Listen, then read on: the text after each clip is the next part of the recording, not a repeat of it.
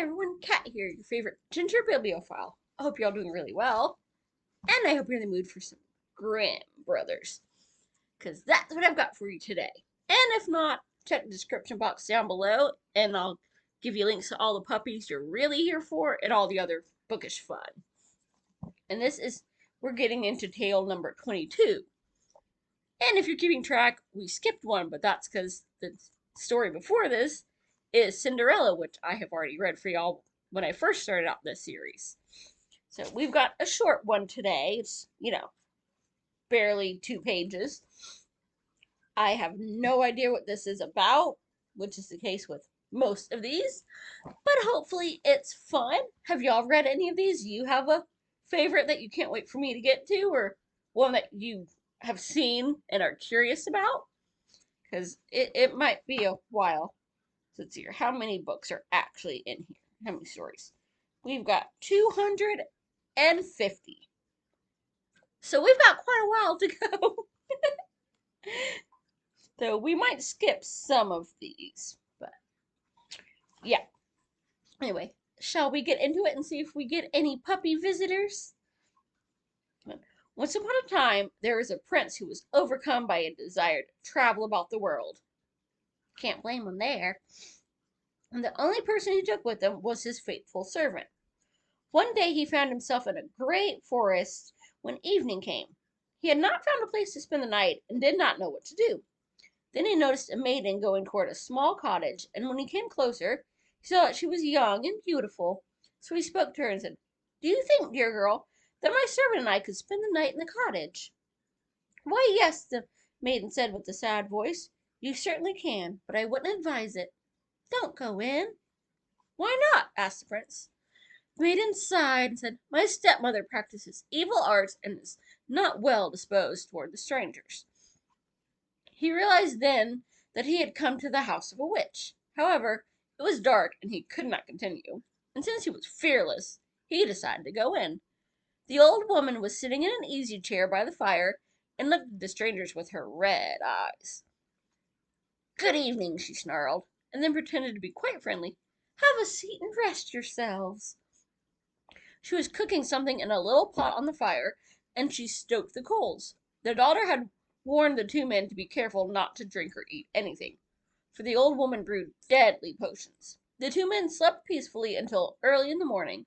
When they were getting ready to depart and the prince was seated on his horse, the old woman said, "Wait a minute, I want to offer you a parting drink." While she went to fetch it, the prince rode off, and the servant, who was still trying to strap his saddle on tight, was the only one there when the evil witch came back with a drink. "Bring this to your master," she said. But at the moment the glass broke, the poison splattered on the horse and was so lethal that the animal fell down dead on the spot. "Well, that's horrible. What does a poor innocent horse see?" The servant ran after his master and told him what had happened, but he did not want to abandon his saddle and so went back to fetch it. Okay.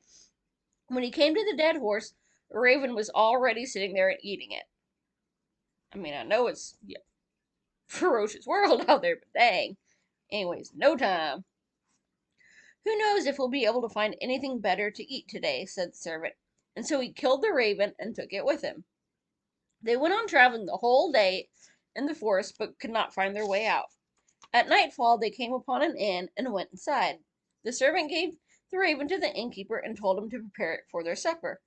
However, what they had stumbled on was a den of murderers, and when it was dark, 12 murderers arrived and wanted to kill and rob them.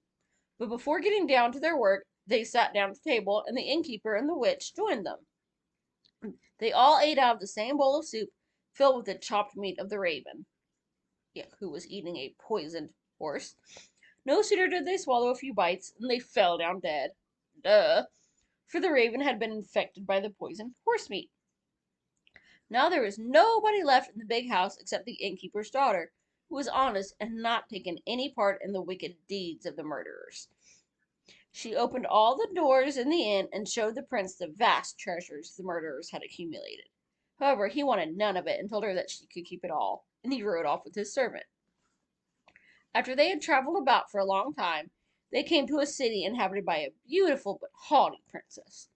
She proclaimed that she would wed any man who could give her a riddle she could not solve, but a man who offered a riddle that she was able to solve would have his head chopped off. She was allowed 3 days to think about the riddle, but she was so smart that she always solved it before the end of the time. In fact, 9 men had already lost their lives by the time the prince arrived. Nevertheless, he was so bedazzled by her great beauty that he was willing to risk his life, and he appeared before her and posed his riddle. "Can you guess this?" he asked. "One slew nobody, and yet slew 12. I like it. The princess did not know what that could mean, and she thought and thought, but could not come up with the answer. She consulted her riddle books, but there is nothing in them about this. In short, her wisdom had reached its limits, and she was at a loss as to what to do. So on the first night she ordered her maid to sneak into the prince's bedroom and listen to his dreams, for she thought he might talk in his sleep and reveal the riddle. But the clever servant took his master's place in the bed.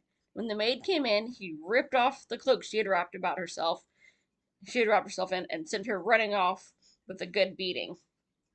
Well, on the second night, the princess sent her chambermaid to see if she might succeed better in eavesdropping. But again the servant took her cloak away and sent her running with a good beating. Now on the third night, the prince thought he would be safe and lay down in his own bed. However, this time the princess herself came in. She was wearing a misty gray cloak and sat down beside him. When she thought he was sleeping and dreaming, she spoke to him and hoped he would answer in his dreams, as many do. But he was awake and understood and heard everything quite perfectly. "One slew nobody," she said. "What does that mean?" "A raven that ate a dead poisoned horse and died of it," he said. Then she asked again, "And yet slew 12. What does that mean?" "Those are the 12 murderers who ate the raven and died of it." When she knew the answer to the riddle, she wanted to sneak away, but he held her cloak so tightly she had to leave it behind her. The next morning the princess announced she had solved the riddle and ordered the 12 judges to come. Then she explained the riddle in front of them, but the young prince asked for a hearing and declared, "She crept into my room during the night and questioned me all about the riddle. Otherwise she never would have solved it." "Bring us proof," the judges said. Then the prince's servant brought in the 3 cloaks, and when the judges saw the misty gray one that the princess usually wore, they said, "Have the cloak embroidered with gold and silver, for it will be your wedding cloak." Well, if it wasn't for the poor animals, that actually was not dark. That's short and almost sweet for a Grimm tale. And it looks like we've got a weird one coming up next week. Hope you enjoyed that, and I will see you soon. Bye. Happy reading.